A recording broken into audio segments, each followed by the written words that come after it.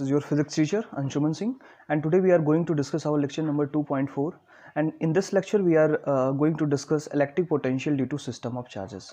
Dear student, in the previous class we already discussed electric potential due to dipole, which is very important topic for your board perspective, and I think you will prepare very well of this topic. Okay, so let me see that this topic, electric potential due to system of charge.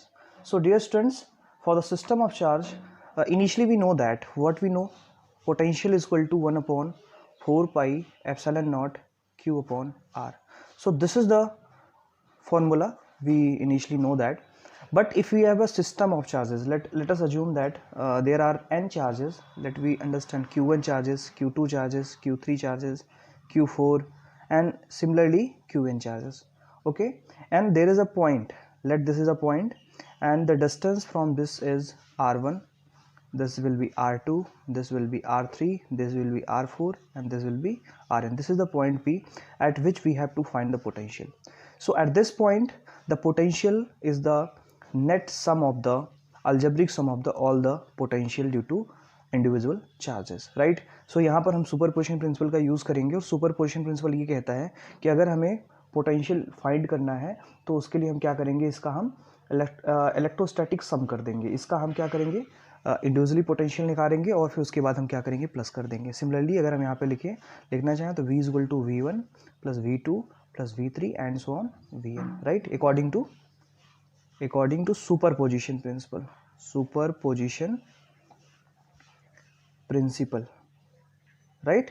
तो superposition principle क्या कहता है कि अगर आपके पास बहुत सारे system of charges हैं, बहुत सारे चार्जेस हैं, और किसी एक पर्टिकुलर पॉइंट पे आपको फील्ड फाइंड करना है, तो आप क्या करेंगे, उनका इंडिविजुअली पोटेंशियल निकालेंगे और सबको आपस में उसका क्या करेंगे, अलजेब्रिक सम कर देंगे. इसको आसानी से सम किया जा सकता है क्योंकि ये एक स्केलर क्वांटिटी है, तो हम इसको आसानी से हम क्या कर सकते हैं, इसका सम कर सकते हैं, इसका हम अलजेब्रिक सम कर सकते हैं, राइट. तो आसानी से हम इसको ऐड कर सकते हैं. तो अब हम सबसे पहले क्या करेंगे, अगर हमें नेट निकालना है तो सबसे पहले हम इसका इंडिविजुअली पोटेंशियल निकाल लेंगे. मान लीजिए ये डिस्टेंस r1 है, ये r2 है, ये r3 है, ये r4 है और ये rn डिस्टेंस है. तो अगर मैं यहाँ से v1 की वैल्यू लिखूँ तो मैं क्या लिख सकता हूँ, 1/4 pi epsilon not q1 upon r1. Similarly, if we write the value for v2, so we can write here 1/4 pi epsilon naught q2 upon r2. अब ये प्लस और माइनस के अकॉर्डिंग आप यहाँ पे रखते जाएंगे. इसके बाद v3 की वैल्यू हम लिख सकते हैं 1/4 pi epsilon not q3 upon r3. Similarly v4 के लिए अगर हम लिखना चाहें तो हम इसके लिए लिख सकते हैं 1/4 pi epsilon not q4 upon r4. अगर इस तरीके से हम यन टर्म के लिए लिखना चाहें तो मैं लिख सकता हूँ 1/4 pi epsilon not qn upon rn, right. अब ये सभी वैल्यूज़ इस इक्वेशन में आप रख दीजिए, इसको आप इक्वेशन नंबर फर्स्ट मान लीजिए. Now put all these values in equation number that. So when we put the value, what we get that net potential will be 1/4 pi epsilon naught, सब में कॉमन हो जाएगा तो 1/4 पाई एप्सिलॉन नॉट कॉमन हो जाएगा. यहाँ पे q1 upon r1, q2 upon r2, q3 upon r3 and so on, और यहाँ पे आ जाएगा q1 upon rn, right. So this is the net potential which is acting at the point P, and this is the algebraic sum of the all the potentials are given. जो भी potentials आप निकाल रहे हैं उनको आप सब कर सकते हैं. अब अगर इसको जनरल फॉर्म में लिखें, हम जनरल फॉर्म में अगर हम इसको लिखना चाहें तो मैं लिख सकता हूँ v net is equal to, तो 1/4 पाई एप्सिलॉन नॉट, तो ये क्या हो जाएगा, आपका कॉमन हो जाएगा, सब में है 1/4 पाई एप्सिलॉन नॉट. यहाँ पे समेशन लगाएंगे और समेशन की value i is equal to 1 से स्टार्ट हो रही है और कहाँ तक जा रही है, n तक जा रही है ना. और यहाँ पे हमने इसको लिख लिया qi upon ri, right. So this is the general formula for the superposition principal. I hope ये आपको समझ में आ गया होगा. आपको बस इसकी वैल्यू फाइंड करनी है, इंडिविजुअली निकालनी है और सबको आपस में क्या कर देना है, सम कर देना है. So the electric potential at a point due to the group of charges is equal to the algebraic sum, right. तो अगर मैं इसको स्टेटमेंट के फॉर्म में लिखना चाहूँ तो मैं लिख सकता हूँ electric potential at a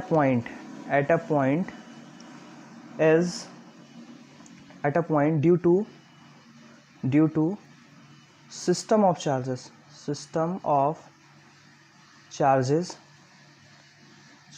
is equal to algebraic algebraic का मतलब अगर नेगेटिव चार्ज है तो उसके साथ माइनस लगाएंगे, अगर पॉजिटिव है तो उसके साथ प्लस लगाएंगे। Algebraic sum of the potentials, algebraic sum of the potential at that point due to individual charges, right? I hope it will be clear for you. This is the statement for the superposition principle. ये superposition principle का ही एक statement है कि अगर आपको v net निकालना है तो आप क्या करें, सभी इंडिविजुअल्स का आप आपस में निकालें और सबको आपस में क्या कर दें, प्लस कर दें। So dear student, this is the superposition principle, और ये बहुत इंपॉर्टेंट प्रिंसिपल है और आपके एग्जाम में बहुत बार पूछा भी जाता है, तो ये बहुत इंपॉर्टेंट है, इसको आप जानते रहिए, ठीक है। अब इस चैप्टर का बहुत ही इंपॉर्टेंट टॉपिक हम डिस्कस करने जा रहे हैं, that is the equipotential surface. और ये इक्विपोटेंशियल सरफेस इस चैप्टर का बहुत ही प्रोमिनेंट टॉपिक है और ये एग्जाम में आता ही आता है, तो इसलिए आप इस टॉपिक को बहुत अच्छे से पढ़ें। तो आइए देखते हैं next topic, that is the equipotential surface. Okay dear student, जैसा कि नाम से क्लियर है, इक्विपोटेंशियल सरफेस, इक्वी का मतलब होता है इक्वल, पोटेंशियल का मतलब समान। तो किसी भी चार्ज के अलोंग, किसी भी सिस्टम ऑफ चार्ज के अलोंग या किसी चार्ज के अलोंग कुछ ऐसे पॉइंट्स आपको मिलते हैं जहाँ पर, जैसे मान लीजिए हमारे पास एक पॉजिटिव चार्ज है ना, तो हमने r डिस्टेंस पर यहाँ पर पोटेंशियल फाइंड किया, r डिस्टेंस पर यहाँ पर पोटेंशियल फाइंड किया, r डिस्टेंस पर यहाँ पर पोटेंशियल फाइंड किया, यहाँ पर फाइंड किया, यहाँ पर फाइंड किया, यहाँ पर फाइंड किया। और इस तरह से जब हम r डिस्टेंसेस पे पोटेंशियल को फाइंड करते हैं तो यहाँ पर भी वैल्यू हमें v मिलती है, यहाँ पे v मिलती है, यहाँ भी v मिलती है, यहाँ भी v मिलती है, और इस तरह से जितने भी पॉइंट्स इसमें हैं सब में क्या मिल रही है, हमें v मिल रही है। मतलब ये r डिस्टेंस सभी जो है r डिस्टेंस पे हैं, हम एक पॉइंट चार्ज की बात कर रहे हैं, तो पॉइंट चार्ज के अलॉन्ग हम r डिस्टेंस पे पोटेंशियल को फाइंड कर रहे हैं, एक इन्फिनिटी चार्ज को हम इस पॉइंट तक लेकर के आ रहे हैं। तो हम देखते हैं कि सब पे लाने के लिए हमें वर्क डन सेम करना पड़ रहा है, राइट। इसका मतलब इन सभी पॉइंट्स पे पोटेंशियल क्या है, सेम है। अब अगर इन पोटेंशियल्स के जो पॉइंट्स हैं, ये जो पॉइंट्स हैं, इनको अगर आपस में मिला दिया जाए, है ना, ये पॉइंट्स को अगर आपस में मिला दिया जाए तो आपको एक इमेजिनरी सरफेस मिल जाती है, एक इमेजिनरी सरफेस मिल जाती है, और इसी सरफेस को हम क्या कहते हैं, इक्विपोटेंशियल्स कहते हैं। क्या कहते हैं, इन पॉइंट्स को क्या कहते हैं, इक्विपोटेंशियल्स कहते हैं, और इससे जो सरफेस बना इसे हम इक्विपोटेंशियल सरफेस कहते हैं। आई होप ये समझ में आ गया होगा। तो किसी भी सिस्टम ऑफ चार्ज, किसी भी चार्ज, किसी चार्ज डिस्ट्रीब्यूशन के अलोंग अगर किसी एक पर्टिकुलर पॉइंट पर पोटेंशियल आपको सेम मिल रहा है, तो इस सिचुएशन में हम ये कह सकते हैं कि वो सरफेस जो बना उसे हम क्या कहेंगे, इक्विपोटेंशियल। जैसे एक लाइन चार्ज की बात करें, ये आपके पास पॉजिटिव चार्जेस हैं, अगर r डिस्टेंस पे यहाँ पर मैं क्या करूँ, यहाँ पर फील्ड फाइंड करूँ, यहाँ पर, तो मैं देखता हूँ सब पर मुझे v कैसे मिलती है, v मिलती है, सब पर वैल्यू एक जैसी मिलती है। इसका मतलब ये जो पूरा प्लेन बना, इसके अलॉन्ग जो ये पूरा प्लेन बनेगा ऐसे, ये पूरा प्लेन क्या कहलाएगा, इक्विपोटेंशियल सरफेस कहलाएगा, राइट। तो आई होप ये समझ में आ गया होगा आपको इक्विपोटेंशियल सरफेस का कॉन्सेप्ट। अब इसको हम डिफाइन कर लेते हैं, that is any surface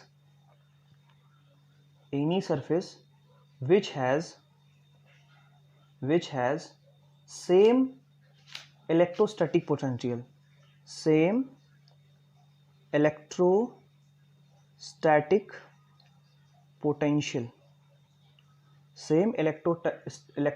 potential at every point,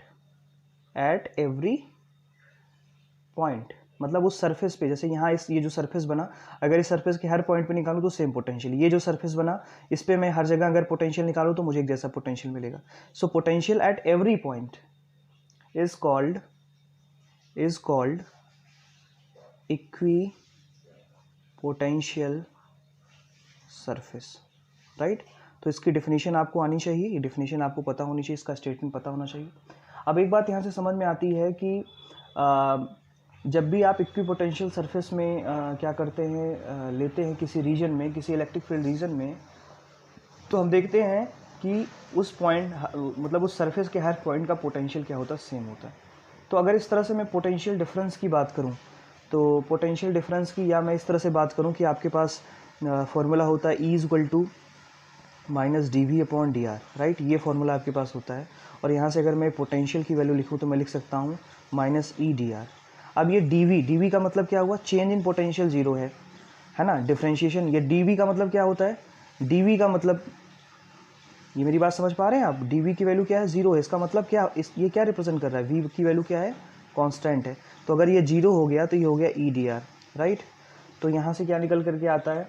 तो यहाँ से एक बहुत ही इंपॉर्टेंट रिलेशन निकल के आता है कि अगर हम किसी भी इलेक्ट्रिक फील्ड का लाइन इंटीग्रल लेते हैं तो वो क्या हमेशा मिलेगा? 0 मिलेगा एट अ इक्विपोटेंशियल सरफेस। तो अगर आपको ये पता करना है कि कोई भी सरफेस इक्विपोटेंशियल सरफेस है कि नहीं सरफेस है, तो आप उसका E dot D L calculate करिए। अगर उसका ई डॉट डी एल की वैल्यू 0 है तो उस कंडीशन में आप उसे क्या कह देंगे? इक्विपोटेंशियल सरफेस कह देंगे। तो आई होप ये समझ में आया होगा। अच्छा, एक चीज़ और यहाँ पे समझ में आती है कि ये भी वेक्टर है और ये भी वेक्टर है। ध्यान से समझिएगा, ये भी वेक्टर है और ये भी वेक्टर है। तो दो वेक्टर का डॉट प्रोडक्ट 0 हो रहा है। इसका मतलब क्या होगा? उनके बीच में एंगल जो होगा कितना होगा? 90। अगर मैं इसको लिखना चाहूँ तो मैं लिख सकता हूँ E D L cos that is the cos 90 degree. तो कॉस 90 की वैल्यू, क्योंकि तो ये 0 आएगा ना, कॉस 90 की वैल्यू 0 होती है, तो यहाँ से ये 0 आ जाएगा। इसका मतलब क्या होता है कि ई और डी एल, जो ई है या डी आर आप लिख सकते हैं, है ना, क्योंकि हमने यहाँ डी आर लिया है। तो E and D R perpendicular, right. इनके बीच का थीटा इज इक्वल टू क्या होगा? 90 डिग्री होगा। तो ये एक टर्म है। तो अगर जब भी आपको ई और डी एल के बीच में 90 डिग्री मिले या ई डॉट डी आर की वैल्यू 0 हो जाए, तो इस सिचुएशन में हम उस सरफेस को क्या कहेंगे? इक्विपोटेंशियल सरफेस कहेंगे। आई होप ये बात आपको क्लियर हो गई होगी। अब हम कुछ प्रॉपर्टीज़ देखते हैं इक्विपोटेंशियल सरफेस की। तो हमारा जो अगला टॉपिक है that is the properties of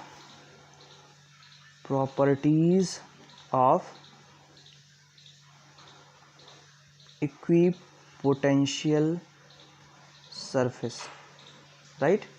हम इक्विपोटेंशियल सरफेस की प्रॉपर्टीज़ को डिस्कस करने जा रहे हैं, जिसमें सबसे पहली प्रॉपर्टी है कि no work is done, no work. ये प्रॉपर्टीज़ बहुत इंपॉर्टेंट है, कभी कभी एग्जाम में एक्सप्लेनेशन के लिए आ जाती हैं। No work is done in moving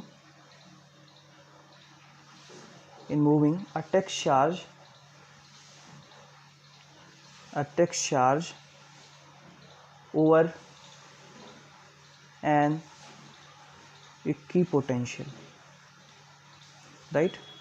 No work is done in moving a text charge over any equipotential। तो सबसे पहली प्रॉपर्टी है कि अगर आपके पास कोई इक्विपोटेंशियल है और आप उस पर एक पॉइंट से दूसरे पॉइंट पे आप जा रहे हैं, तो आपको कोई भी वर्क डन करना नहीं पड़ेगा। इसका मतलब जो इक्विपोटेंशियल होता है या जो उस टाइम पे जो इलेक्ट्रिक फील्ड होता है वो कंजर्वेटिव होता है।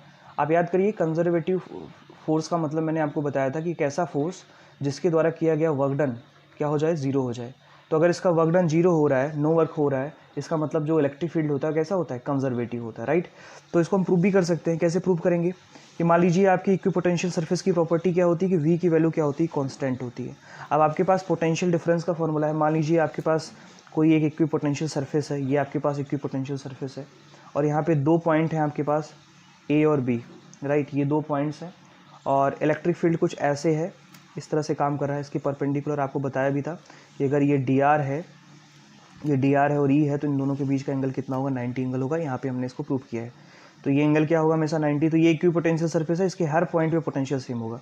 तो हमने दो पॉइंट एज्यूम कर लिए ए और बी। कोई एक टेक्स्ट चार्ज बी पर रखा है, उसे हमें ए तक लाना है, राइट। तो इसका पोटेंशियल डिफरेंस का फॉर्मेशन क्या हो जाएगा? V B minus V A is equal to W A B upon Q naught. ये आपको पता है, क्योंकि अब पोटेंशियल आपका कांस्टेंट है, तो ये दोनों पोटेंशियल आपस में बराबर होंगे ना।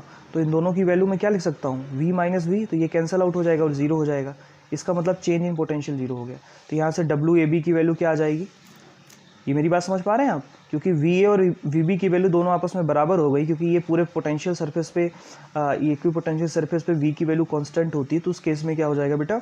ये वी बी और वी ए की वैल्यू आपस में बराबर हो जाएगी। तो दोनों की जगह पर वी रखोगे तो 0 आ जाएगा। अब आपने क्रॉस मल्टीप्लाई किया तो डब्ल्यू बी क्या आ गया? 0 आ गया।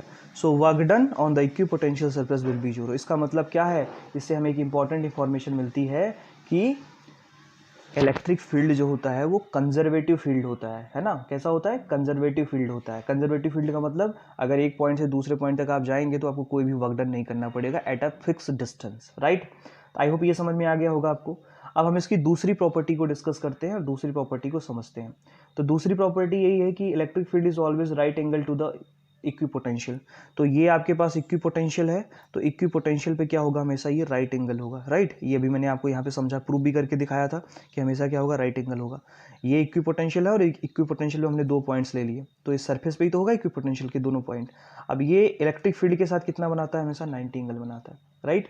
सो second property is that equipotential surface always make the right angle to the electric field, और electric field is always right angle to the equipotential surface. तो ये बहुत इंपॉर्टेंट प्रॉपर्टी है और आपको ये पता भी होनी चाहिए। तो आइए देखते हैं इसको हम कैसे रिप्रेजेंट करते हैं। तो सेकेंड प्रॉपर्टी हम देखते हैं। So let we see second property, equipotential surface, sorry the electric field is always at right angle to the equipotential surface, right. तो इलेक्ट्रिक फील्ड हमेशा क्या होता है, इक्विपोटेंशियल सरफेस पे क्या होता है, 90 एंगल बनाता है। मान लीजिए कोई आपके पास इक्विपोटेंशियल सरफेस है, तो इलेक्ट्रिक फील्ड जो होगा हमेशा क्या बनाएगा, सरफेस के साथ 90 एंगल बनाएगा।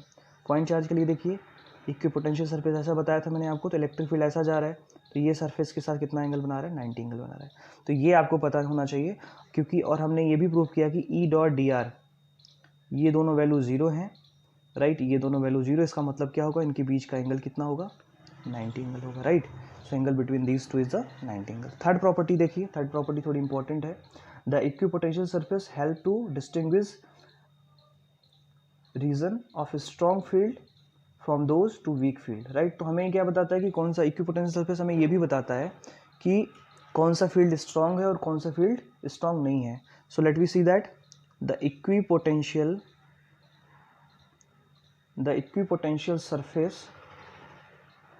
surfaces help to distinguish region of strong field from those of weak field, right. तो ये हमें क्या बताता है, हमें स्ट्रॉन्ग और वीक फील्ड के बारे में भी जानकारी देता है। अभी कैसे, थोड़ा सा समझते हैं। देखिए, E इज इक्वल टू होता है minus dv upon D R, right. ये होता है आपके पास, राइट। तो यहाँ से हम क्या लिख सकते हैं, dv is equal to minus E upon D R, right. ये तो यहाँ से क्या पता चलता है, यहाँ से हमें पता चलता है, या अगर हम यहाँ से डी आर की वैल्यू फाइंड करें, ये थोड़ा सा यहाँ से देखिए, अगर मैं यहाँ से डी आर की वैल्यू फाइंड करूँ तो ये आ जाएगा dv minus dv upon D are, क्योंकि देखो ये तो v तो कांस्टेंट है, ये है ना, dv की वैल्यू 0 है, तो इसका मतलब क्या है, जो आपका इलेक्ट्रिक फील्ड होगा वो डिपेंड करेगा dr पे। किस पे डिपेंड करेगा, dr पे डिपेंड करेगा। या dr, इसको थोड़ा सा लिखना चाहें तो dr जो होगा वो इलेक्ट्रिक फील्ड का क्या होगा, इनवर्सली प्रोपोर्शनल होगा। मतलब किसी भी चार्ज के जितने पास में आप इलेक्ट्रिक पोटेंशियल फाइंड करेंगे, वहाँ पे स्ट्रेंथ उतनी ज़्यादा होगी। थोड़ी दूर जाएंगे तो स्ट्रेंथ और कम हो जाएगी, थोड़ी और दूर जाएंगे इक्विपोटेंशियल पे तो स्ट्रेंथ और एक चीज़ ये पता चल रहा है कि जैसे हमारे पास कोई पॉजिटिव चार्ज है, तो इसके पास में जो इक्विपोटेंशियल सरफेस होंगे, इनके बीच की स्पेसिंग क्या होगी, कम होगी, है ना। ये बता रहा है, इसके बीच की स्पेसिंग कम होगी, right. So this represent that the spacing between the equipotential surface will be lesser in this region, lesser in the region where as the electric field stronger and vice versa, right. इसका मतलब क्या है, the spacing between the equipotential surface will be lesser in the region, the spacing between equipotential surface will be lesser in the region where electric field is stronger, right, and vice versa, right. तो ये बहुत important है। जहाँ पर देखिए, जैसे ये positive charge है तो यहाँ पास में जो इक्विपोटेंशियल सरफेस होंगे वो बहुत पास में होंगे, यहाँ पे सरफेसेस जो होंगे बहुत पास पास में होंगे, जैसे जैसे ये दूर जाएंगे वैसे वैसे इक्विपोटेंशियल सरफेस की स्पेसिंग क्या होगी, बढ़ती चली जाएगी, राइट। तो ये इंपॉर्टेंट टर्म है, इसको आप समझते रहिए। नेक्स्ट प्रॉपर्टी हम देखते हैं। So fourth property of the equipotential surface is that the equipotential surface tells the direction of the electric field and we know that E is equal to minus dV upon। तो हम equipotential surface से electric field की direction को भी क्या कर सकते हैं, आइडेंटिफाई हम कर सकते हैं। हमारे पास रिलेशन है E is equal to minus dV upon dr और हमें ये बताता है कि the negative signs tells that the electric field is directed in the direction decrease of the electric potential with distance, right? ये हमें समझ में आता है यहाँ से कि इलेक्ट्रिक फील्ड जो होगा वो हमेशा dV अपॉन dr के क्या होगा, अपोजिट होगा। डिस्टेंस के साथ ये इलेक्ट्रिक फील्ड क्या होगा, डिक्रीज होगा, राइट। और डिस्टेंस के साथ जो पोटेंशियल होगा वो क्या होगा, इंक्रीज होगा, राइट। जैसे मान लीजिए कोई चार्ज यहाँ पर है और इसको हम यहाँ इधर की तरफ लेकर के आ रहे हैं, तो जितना इसके पास चार्ज के पास में लेकर के आएंगे उतना ही ज़्यादा इसके पास पोटेंशियल एनर्जी होगी और जितना ही आप dr की वैल्यू जितनी ही ज़्यादा होगी, है ना, उतना ही इलेक्ट्रिक फील्ड आपका वीक हो जाएगा, राइट। तो हम क्या कर सकते हैं, इक्विपोटेंशियल सरफेस की हेल्प से डायरेक्शन भी बता सकते हैं, इलेक्ट्रिक फील्ड की डायरेक्शन क्या होगी, राइट। आई होप ये पॉइंट आपके समझ में आ गया होगा। अब आगे चलते हैं और इसकी लास्ट प्रॉपर्टी डिस्कस करते हैं। So fifth property of the equipotential surface is that no two equipotential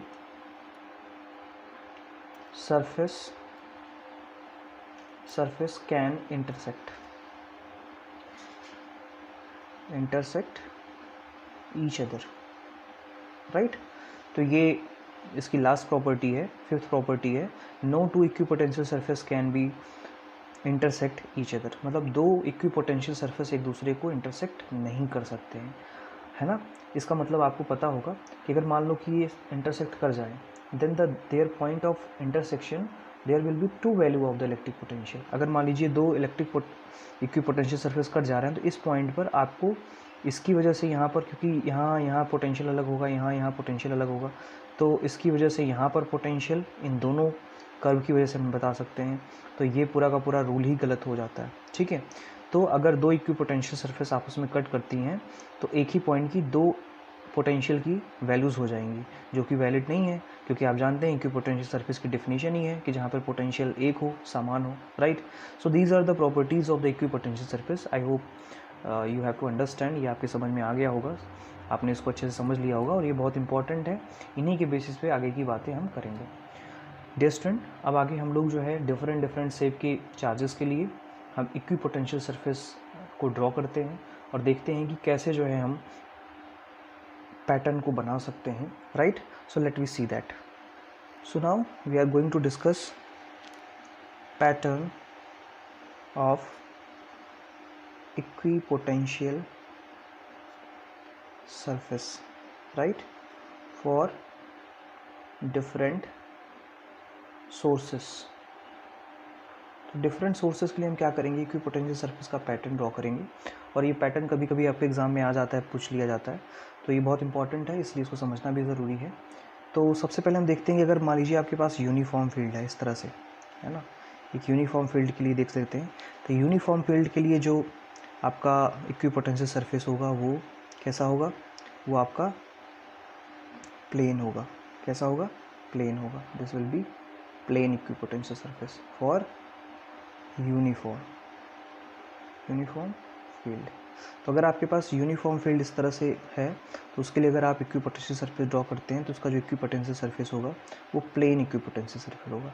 likewise if we have a point charge, अगर हमारे पास कोई पॉइंट चार्ज है तो उसके लॉन्ग जो इक्विपोटेंशियल सरफेस होगा वो स्फेरिकल होगा। कैसा होगा, स्फेरिकल होगा। Okay, so for point charge equipotential surface कैसा होगा, स्फेरिकल होगा, स्फेरिकल, राइट। क्योंकि आप जैसे जैसे आर की वैल्यू आप बढ़ेंगे, क्योंकि आप यहाँ पे देख रहे हैं कि dv is directly proportional to dr। ये वैल्यू कहाँ से आ जाती है, ये आप जानते हैं कि dv upon dr is equal to क्या हो जाएगा, कांस्टेंट हो जाएगा। क्या हो जाएगा, कांस्टेंट हो जाएगा फॉर दिस, क्योंकि यहाँ पे ई की वैल्यू कांस्टेंट है तो ये आर पे डिपेंड करने लगेगा for this, right. I hope ये समझ में आ रहा होगा आपके, क्योंकि यूनिफॉर्म इलेक्ट्रिक फील्ड है तो हर जगह इलेक्ट्रिक फील्ड क्या होना चाहिए, कांस्टेंट होना चाहिए। उसके लिए जब आप ड्रॉ करते हैं तो आपको प्लेन जो है मिलता है। सिमिलरली अगर आप इस पॉइंट के लिए ड्रॉ करते हैं तो आपको स्फेरिकल इक्विपोटेंशियल सरफेस मिलता है, राइट। इसी तरीके से अगर आपके पास दो सेम चार्जेस हैं, और इसके लिए आप इक्विपोटेंशियल सरफेस ड्रॉ करते हैं तो इक्विपोटेंशियल सरफेस का पैटर्न कुछ इस तरह से होता है, राइट, कुछ इस तरह से होता है, राइट।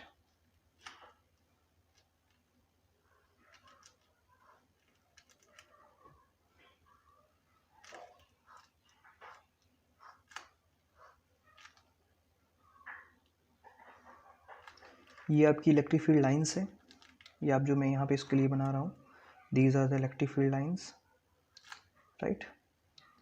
ये इलेक्ट्रिक फील्ड लाइन्स हैं, राइट।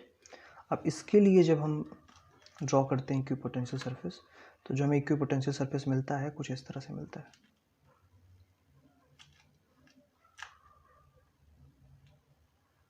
डंबल शेप में, राइट, डंबल शेप में मिलेगा, बीच में थोड़ा सा दबा हुआ होगा और साइड में थोड़ा सा इस तरह से होगा। तो इस तरह से हमें क्या मिलता है, equipotential surface for two similar charges में मिलता है, राइट। सिमिलर चार्जेस के लिए इक्विपोटेंशियल सरफेस ऐसा होता है। यही अगर नेगेटिव चार्ज हो जाता तो अंदर की तरफ हो जाता, ठीक है। आई होप ये समझ में आ रहा होगा। अच्छा, आप ये सोच रहे होंगे ये पैटर्न्स कैसे ड्रॉ किए जा रहे हैं। तो हमने अलग अलग पॉइंट पर इन सिस्टम्स की वजह से पोटेंशियल निकाला, तो हमें देखा कि इन पॉइंट्स पे क्या मिला, पोटेंशियल एक जगह जैसा मिला, और इनको हमने मिला दिया तो हमारे पास ये शेप एक मिल गया, राइट। इसी तरीके से हमने इसके लिए किया, इसी तरह से हमने इसके लिए किया। अब अगर हमारे पास डाइपोल हो, मान लीजिए हमारे पास एक पॉजिटिव चार्ज है और हमारे पास नेगेटिव चार्ज है, तो ये लाइंस ऐसे निकलेंगी और जा कर के यहाँ पर मिल जाएंगी, राइट, इस तरह से, राइट। तो ये इलेक्ट्रिक फील्ड लाइन इस तरह से होंगी, कॉन्टिन्यूस कर्व होंगी, राइट। तो इसके लिए जब हम पैटर्न बनाते हैं तो इसका इंडिविजुअल बन जाता है, राइट, इसका इंडिविजुअल बनेगा और इसका अपना इंडिविजुअल बनेगा, राइट। हमने देखा कि ये और बीच में यहाँ पे जीरो हो जाता है, आप जानते हैं यहाँ पे पोटेंशियल, राइट। तो ये पॉइंट आपको थोड़ा सा पता होना चाहिए, किस तरह से जो है अलग अलग सोर्सेस के लिए हम अलग अलग तरीके से इक्विपोटेंशियल सरफेस ड्रॉ करते हैं, राइट। तो आज के लेक्चर में हम इतना ही पढ़ेंगे।